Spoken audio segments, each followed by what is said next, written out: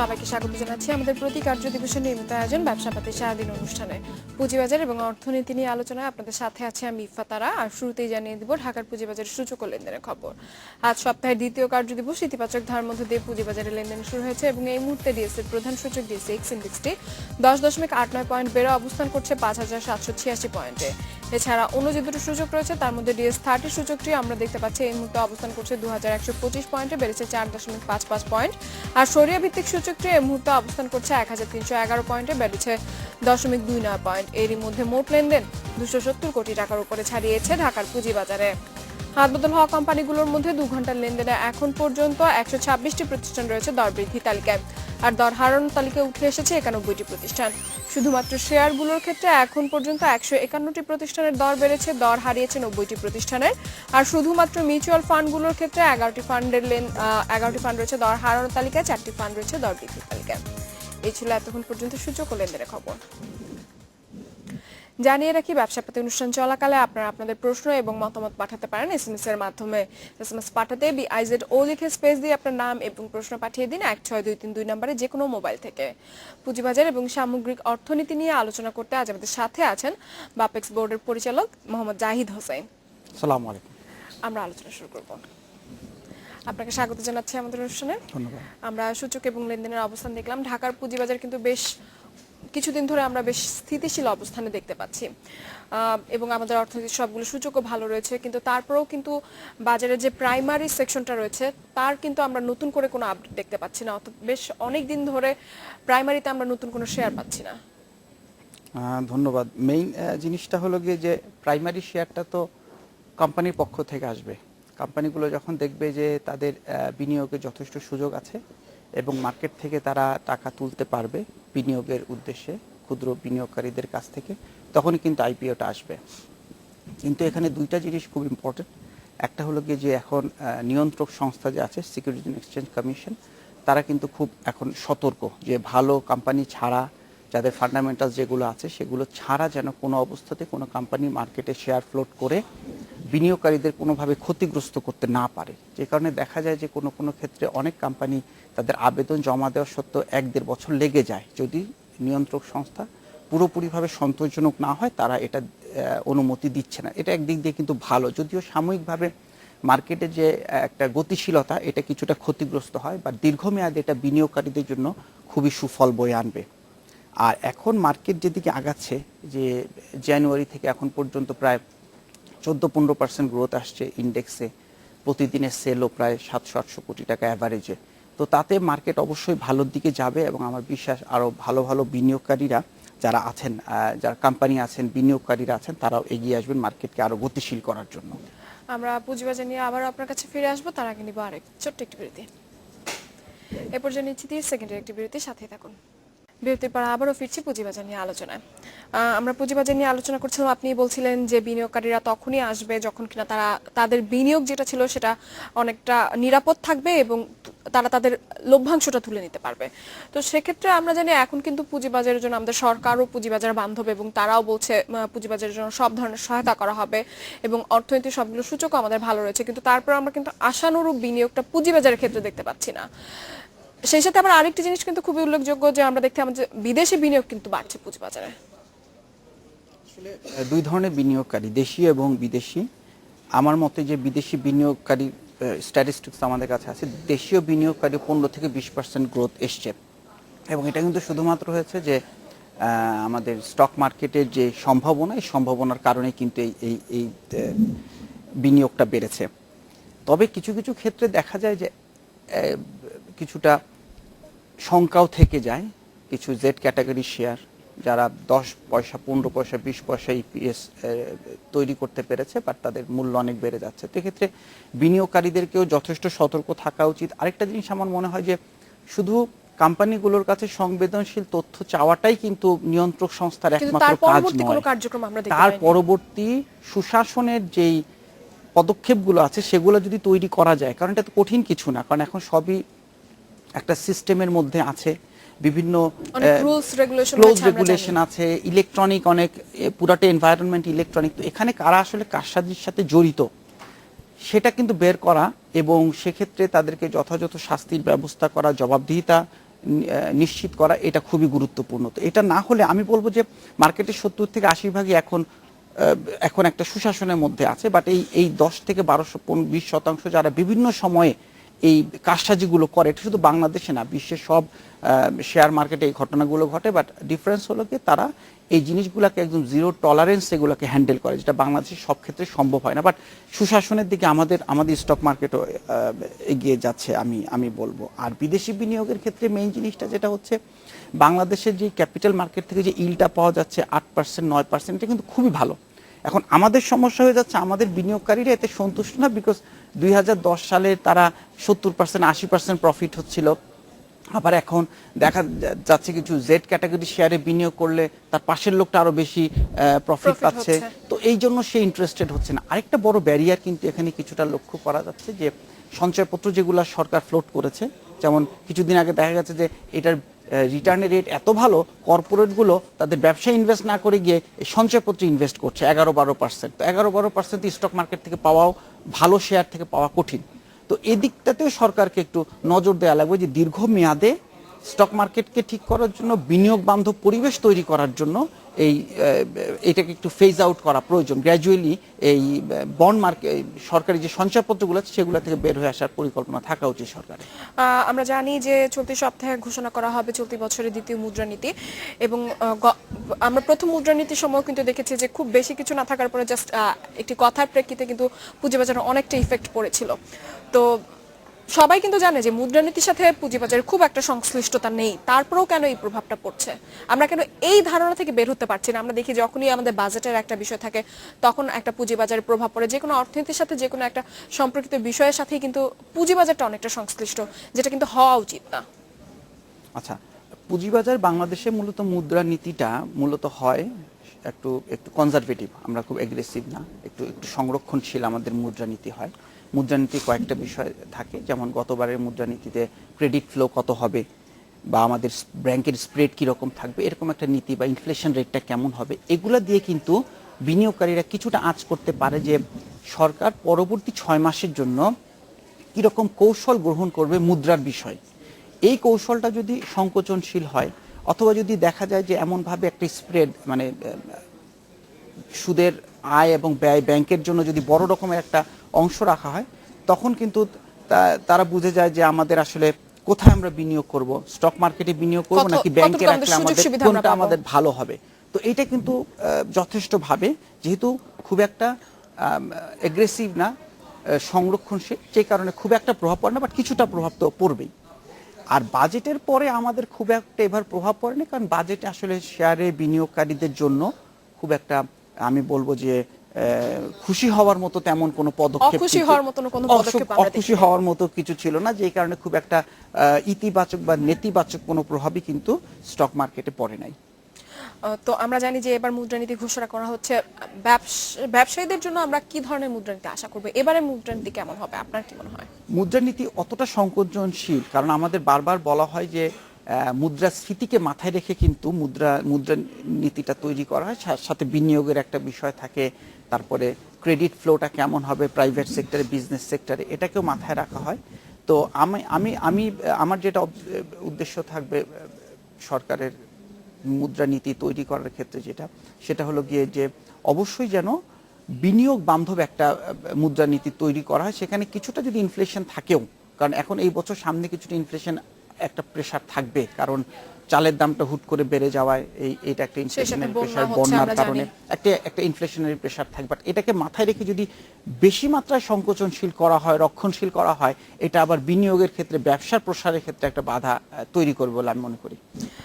আমরা জানি যে আগস্টের 1 তারিখ থেকে আমাদের দেশে যে মূল আমদানি রপ্তানির ক্ষেত্র আছে, চট্টগ্রাম পোর্ট কিন্তু 24 ঘন্টা অপারেটর যাচ্ছে। তো সেই বিষয়টিতে আপনার কি মনে হয় যে আসলে কতটুকু আমরা এখন পর্যন্ত আমাদের সক্ষমতা রয়েছে যে 24 ঘন্টা পোর্ট পরিচালনার জন্য?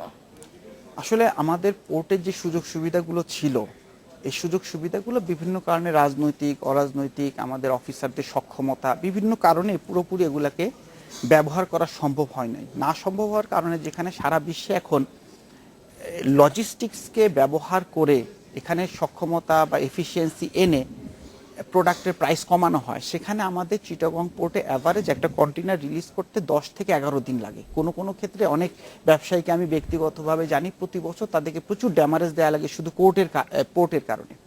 তো এইটা যদি ঘটনা হয় তাহলে এটা তার প্রোডাক্টের প্রাইসটাকে বাড়িয়ে দেয়, এবং এইটা যদি ইম্পোর্টেড প্রোডাক্ট হয়, ব্যাক টু ব্যাক হয়, তাহলে রপ্তানি বাজারের প্রোডাক্টের মূল্য বেড়ে যায়। সরকারের আমি মনে করি এটা রাউন্ড দ্য ইয়ার, এটা তো হঠাৎ করে অনেক দিন কিন্তু ব্যবসায়ী মহলের এটা একটা দাবি ছিল, স্পেশালি বিজিএমইএ এবং অন্যান্যদের, এটার পরিপ্রেক্ষিতে সরকার এটা করেছে। বাট আমি মনে করি, এবং দেখা যাচ্ছে যে কিছু লোকবলের অভাব, ঢাকা থেকে বা বিভিন্ন জায়গা থেকে তার রেভিনিউ অফিসারদের কালেক্ট করে সেখানে হয়তো ডেপুটেশন একটা শর্ট টার্ম একটা সমাধান হিসাবে তারা এটা নিয়েছে। বাট আমি মনে করি এটা 24 ঘন্টায় আমাদের পোর্টে এইটা পোর্টটা অপারেটিভ চালু থাকা উচিত। আমরা এই বিষয়ে আপনার সাথে আরো আলোচনা করব, কিন্তু তার আগে নিব আরো একটি বিরতি। এ পর্যন্ত নিচ্ছে আরো একটি বিরতির সাথেই থাকুন।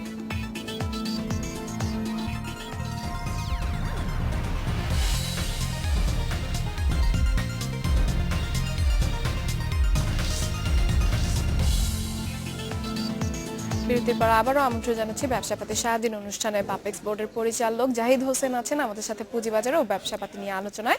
আবারও ফিরছি ওনার সাথে আলোচনায়। আমরা অর্থনীতির বিভিন্ন বিষয় নিয়ে আলোচনা করছিলাম, পোর্টের কথা বলা হচ্ছিল। তো শুধুমাত্র চট্টগ্রাম পোর্ট আর কাস্টম চালু 24 ঘন্টা চালু থাকলে কিন্তু হবে না, সেই সাথে আমাদের আরও আমরা জানি যে প্রায় 19টি তাদের প্রতিষ্ঠান রয়েছে, অঙ্গ সংগঠন রয়েছে, যেসব সংস্থাকে চালু রাখতে হবে। সে বিষয়ে আমাদের প্রস্তুতি কতটুকু আপনার মনে হয়? গুরুত্বপূর্ণ যেসব প্রতিষ্ঠান আছে তার মধ্যে আপনি বললেন কাস্টমস পোর্ট অথরিটির সাথে ব্যাংক আছে। তো এটা অসম্ভব কিছু না, এটা সম্ভব।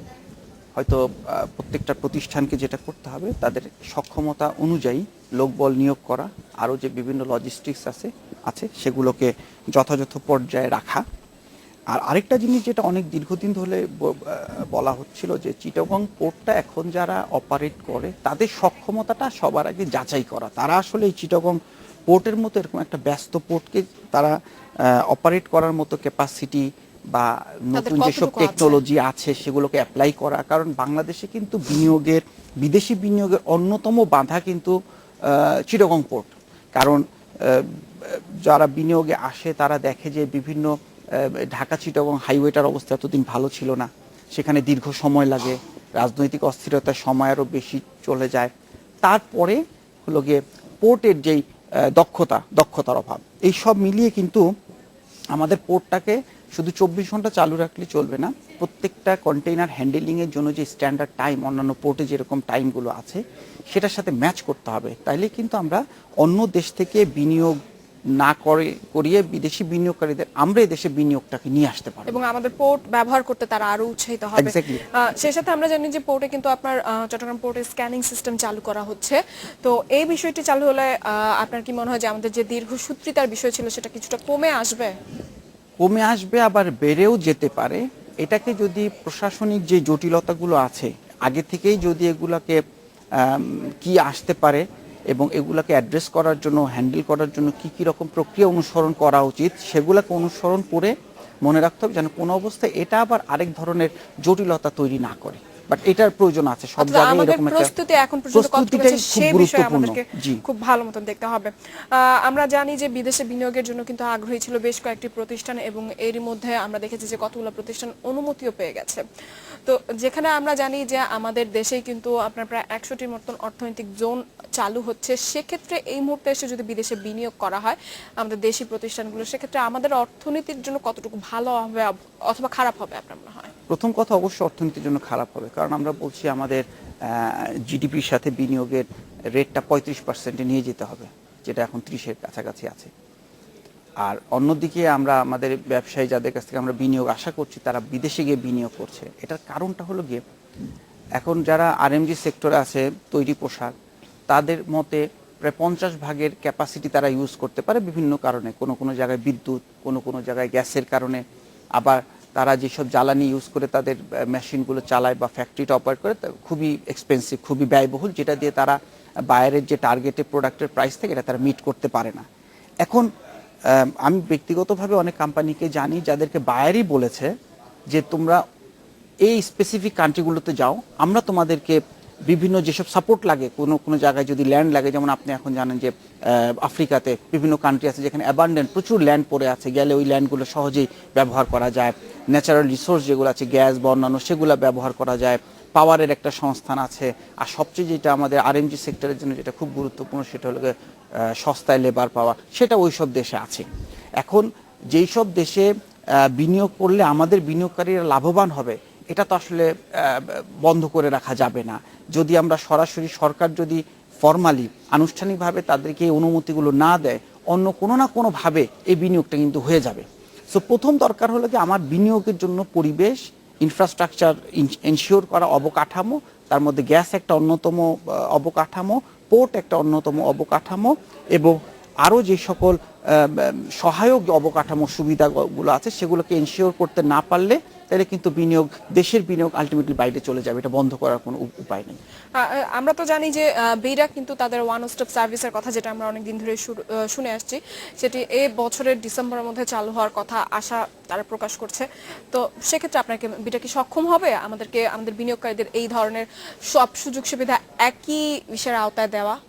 আমার মতে আসলে সম্ভব হবে না, অ্যাক্সেস হবে না। কারণ এর আগেও বিওআই এরকম বিভিন্ন সুবিধা দেওয়ার চেষ্টা করেছিল। বাংলাদেশ ব্যাংকের রিপ্রেজেন্টেটিভকেও বিওআইতে এনে বসানো হয়েছিল। বাট দিন শেষে হলো গিয়ে বিভিন্ন প্রশাসনের মধ্যে যে সমন্বয়, এই সমন্বয়ের অভাবটাই কিন্তু সবচেয়ে বেশি, যে কারণে ওয়ান স্টপ একসময় ফুল স্টপ হয়ে যায়। অর্থাৎ এসে ওখানে বিনিয়োগকারীরা নড়াচড়া করতে পারে না, কারণ এত প্রশাসনিক জটিলতা ওখানে থাকে। সো আসলে একা আবার বিডার পক্ষেও কিন্তু এগুলো সমাধান করা সম্ভব না, আবার আইন করেও কিন্তু এটা সমাধান করা সম্ভব না। এটার জন্য সবচেয়ে যেটা গুরুত্বপূর্ণ সেটা হলো এর সাথে সংশ্লিষ্ট যে পক্ষ আছে, এই পক্ষগুলোকে তাদের আন্তরিকতার প্রয়োজন, এবং তাদেরকে বুঝতে হবে যে দিন শেষে এই বিনিয়োগটা আমার দেশের জন্য উপকারী, আমার দেশে কর্মসংস্থান তৈরি করবে, অর্থনীতিকে বেগবান করবে। সো এইটাকে মাথায় রেখে এবং প্রত্যেকটার জন্য যে আমাদের যে সময়সীমা বেঁধে দেওয়া আছে, এগুলোকে নিশ্চিত করা যে এই সময়সীমার মধ্যে যেন আমরা বিনিয়োগকারীদের তাদের ফিডব্যাকগুলো, তাদেরকে তাদের অ্যাপ্লিকেশনটা কি হলো, তাদের রেমিটেন্সটা, টাকাটা যে আসলো, এটাকে জয়েন্ট স্টকে এনলিস্ট করা, এই জিনিসগুলোকে জানানো এবং এটাকে ফেলে না রাখা, অর্থাৎ খুব দ্রুত এইগুলোকে হ্যান্ডেল করা, যার যার ক্ষেত্রে কাজ যেন কাজগুলোকে তুলে দেওয়া। সেক্ষেত্রে এই মুহূর্তে আমরা যদি দেখি আমাদের দেশীয় বিনিয়োগকারীরা বিদেশে আকৃষ্ট হচ্ছে বিদেশি বিনিয়োগের ক্ষেত্রে, সেক্ষেত্রে আমাদের যে একটা প্রত্যাশা থাকে যে আমাদের দেশে বিদেশে বিনিয়োগ বাড়বে, সেক্ষেত্রে আমাদের করণীয় কি রয়েছে? আমাদের করণীয়, গ্যাসটা একটা বড় ইস্যু, গ্যাসটা হয়তো সমাধান আমরা আশা করতেছি সরকার। আমরা জানি যে আমাদের বিদ্যুৎ প্রতিমন্ত্রী কিন্তু বেশ কিছুদিন আগেই বলেছে 2018 সালের মধ্যে তিনি চেষ্টা করবেন নিশ্চিত করতে। আপনার কি মনে হয় যে আমরা সক্ষম হব? আমাদের ইনশাআল্লাহ যেসব জ্বালানি নিরাপত্তা সংক্রান্ত সরকারের যে কৌশলগুলো আছে সেগুলো আমি মনে করি যদি সফল করা যায়, কারণ অনেক বাধা থাকে, অনেক অনিশ্চয়তা থাকে, যদি সফল করা যায় সিচুয়েশন মানে অবস্থার অবশ্যই উন্নতি হবে। এটা একটা দিক। আর দ্বিতীয় দিক, আমাদের জমি নিয়ে যে সমস্যা ছিল, বিকজ আমাদের দেশ অনেক বেশি প্রজেক্টের দেখা যায় 70 থেকে 80% চলে যায় জমি প্রকিউরমেন্টের জন্য। তাছাড়া একসাথে একটা নিষ্কণ্টক জমি পাওয়া, একটা বড় প্রজেক্ট করতে গেলে 4 একর 5 একর জমিরও প্রয়োজন, এটা একসাথে পাওয়া, সাথে অন্যান্য ফ্যাসিলিটিগুলো পাওয়া, এগুলো খুব কঠিন। বাট আমাদের বেজা যে অনেকগুলো 100টার মতো তারা প্ল্যান করেছে, হয়তো 100টা পারবে না, বাট 30টা 40টা যাই তারা করতে পারে। চিটং মিরেশ্বর এটা খুব ভালো মতো কাজ আগাচ্ছে। এখন শুধু ওখানে একটাই চ্যালেঞ্জ হবে যে ওখানে গ্যাসটাকে এনশিওর করা, গ্যাস পাওয়ার, এবং চিটগং পোর্টের সাথে মিরেশ্বরের এই এস্টাবলিশমেন্টটা এত ওয়েল কানেক্টেড যে আমার মনে হয় বিদেশি বিনিয়োগকারী এবং দেশীয় বিনিয়োগকারীও কিন্তু অনেক আকৃষ্ট হয়েছে ওখানে জমি নেওয়ার জন্য। সো এটা একটা ভালো প্রণোদনা তৈরি করবে বিদেশি বিনিয়োগকারীদের জন্য। এবং সাথে পোর্ট আছে, আমরা আশা করতে পারি যে সেখান থেকে আমাদের যে অবকাঠামো উন্নয়ন করা হচ্ছে সেটাও আমাদের পোর্টের ক্ষেত্রে সুবিধা কাজে লাগানো যাবে। তো সব মিলিয়ে আপনার কি মনে হয় যে চলতি বছরে আমাদের, আমরা জানি যে আমাদের যে রপ্তানি প্রবৃদ্ধির লক্ষ্যমাত্রা ছিল সেটা থেকে কিন্তু আমরা অনেকটা দূরে সরে এসেছি। এই মুহূর্তে সরকার যে ধরনের পদক্ষেপ নিয়েছে, আগামী বছর কি আমরা আমাদের রপ্তানি প্রবৃদ্ধি লক্ষ্যমাত্রা সেটা পূরণ করা সক্ষম হব? আপনার মনে হয় কি? প্রথম কথা হলো কি যে বর্তমানে বাংলাদেশে এখন ব্যবসার যে পরিবেশ, এই পরিবেশটা খুবই ভালো। মানে ব্যবসায়ীদের জন্য এখন খুব ভালো সময়, তারা বিনিয়োগ করতে পারে, বিনিয়োগ করলে এখান থেকে ভালো রিটার্ন। কিছু কিছু ওই যে সীমাবদ্ধতা বললাম, গ্যাস বা অন্যান্য কিছু সীমাবদ্ধতা আছে ইনফ্রাস্ট্রাকচারাল, বাট লোকাল কনজামশন খুব ভালো, জিডিপি রেট খুব ভালো, সব কিছু ভালো। এখন এক্সপোর্টের ক্ষেত্রে গত বছর 37 বিলিয়ন টার্গেট করে টার্গেটটা মিট করা যায় না। এই বছর আমরা টার্গেট করতেছি 50 বিলিয়নে চলে যাব। তো আমরা যেখানে পিছিয়ে যাচ্ছি সেখানে এগিয়ে যাওয়াটা কঠিন। আর পুরোটা আমাদের হাতে না, কারণ দেখা যায় যে আমি যদি ফ্রোজেন ফুডের কথা বলি, ইন্টারন্যাশনাল মার্কেট শিম্পের আমরা প্রাইস আশা করবো যে আমাদের অন্য যেসব সেক্টর রয়েছে জি। সেসব সেক্টরে অনেকটা এগিয়ে আসবে। জি। জনাব জাহিদ হোসেন, আমাদের অনুষ্ঠানে আসার জন্য আপনাকে অসংখ্য ধন্যবাদ। ধন্যবাদ। এই ছিল আজকের আয়োজনে, আমন্ত্রণ আমাদের পরবর্তী সংবাদে।